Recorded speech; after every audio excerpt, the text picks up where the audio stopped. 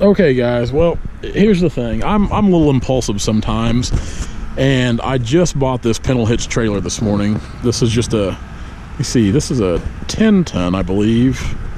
10, 15. It's not super big. I bought it to pull behind. I'm pulling it behind my diesel right now, my F350 Power Stroke.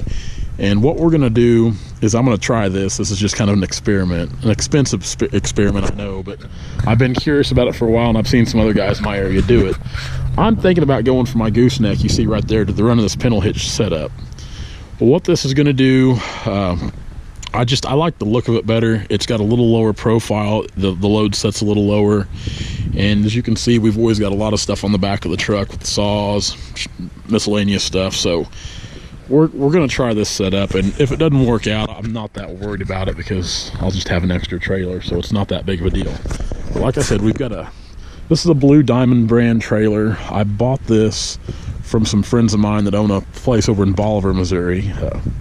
And they had it on their lot, and I went over and I seen it and I liked it, so I'd been curious about it for a while, so I just went ahead and pulled the trigger and bought it. But I believe we've got a 20-foot deck here is what we got on the deck, and a 5-foot dove, spring assist ramps. I'm running 14 ply hand cooks on it. That's what come on it, which that's what I'd put on it anyway, because I like to run the 14 plies on my gooseneck trailer. But I'm gonna haul a machine tomorrow, maybe later today, but probably tomorrow with this thing behind my truck and see how it does. And actually, I'm in the process of trading trucks right now, trading my F350 I'm probably going to go to the F550. I'd like something a little bigger, and when you look at my truck, we've got all these boxes. Of course, I've got these bigger boxes here. I can put saws in this box, and it's nice to have your saws in the box. You can keep them locked up, you can keep them out of the weather, because I like them to look good. If you keep them locked up and out of the weather, out of the sun, those things will look new for a long time. But just like back here, we got onboard air compressor, 3-stage air compressor, built-in fuel tank, welder generator, torch bottles over there, just all kinds of storage for tools and miscellaneous stuff. So like I said, I'm actually in the process of trading trucks up to a 550, a new Power Stroke. So I'm thinking maybe with the 550, the heavier truck, I'm thinking maybe this pintle hitch will work out better. I don't know. It's an experiment, but we're going to try nonetheless. So I'm excited to try this thing out. I don't know if it's gonna, the one thing I could tell the difference on today, coming empty back to Stockton to the equipment yard here, is that the pintle hitch trailer, it does make the truck ride rough. The truck was bouncing a lot. I mean, it pulled it just fine. Of course, we're running empty too, but it seems to trail the truck a lot better too. There's no overswing or underswing like with the gooseneck. The pintle hitch really seems to just follow right behind the truck, and I do like that aspect about it. That makes things nice. And it, like I said, this is the first time I've never even pulled a pintle hitch trailer before until today. Never hooked one up. My truck had a place to hook up the pintle hitch, but I'd never pulled one. But so far, I mean, I'm liking what I'm doing so far. I guess tomorrow will be the true testament of truth when we get loaded up. So I don't know, that's that, but I'm pretty excited about it. I hope it all works out. If not, I don't know if I'll keep the pintle hitch or sell it. Like I said, some of my harebrained ideas, sometimes they get me into, I don't want to say they get me into trouble, but I'm real spontaneous about things sometimes. But this is actually something I had been thinking about and considering for a while. Like I said, you can see the one thing I really do like is that the load will set lower to the ground. I mean, here's my gooseneck right here. There's a noticeable difference in where we're set on the gooseneck. So I don't know. I know there's a lot of guys that pull the pintle hitch behind their trucks, and that's how they move their skidders. And there's a lot of guys in my area, construction guys, that got the same setup as mine. I've got some friends that run the newer Power Stroke diesels, and they've got the pintle hitch trailer, and they're pulling backhoes with theirs.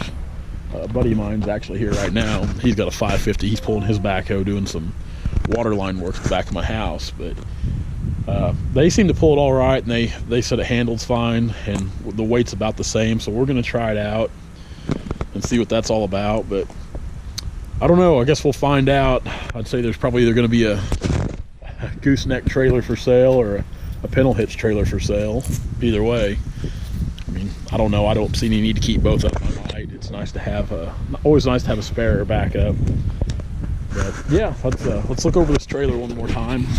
The floor looks pretty good, you know, it's got some wear on it, which ain't no big deal. These wooden floors, they're cheap and easy to replace. But like I said, the one thing I really do like is these hand-cooked 14 plies running the dual tandems. I love the 14 ply tires for hauling stuff.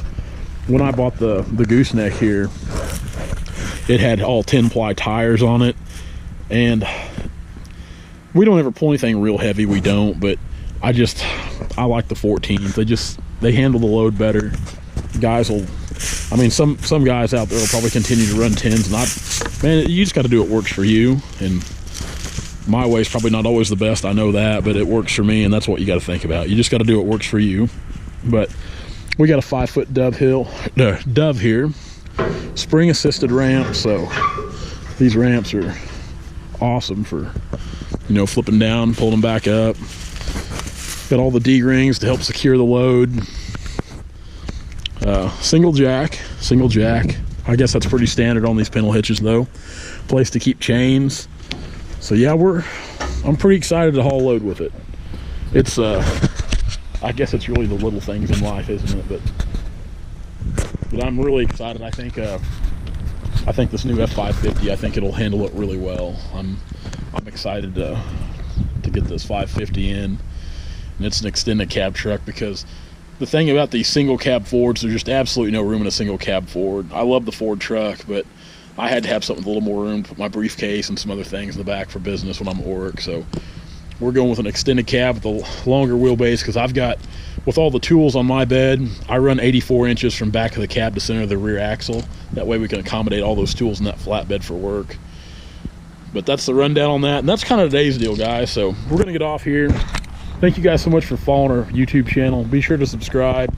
If you haven't subscribed to our channel, do that. Like the videos, comment. I try to get back to everybody's comments.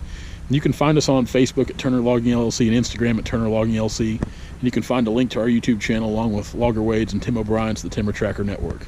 So guys, we're going to get off here. I appreciate it so much. We'll talk to you later. See ya.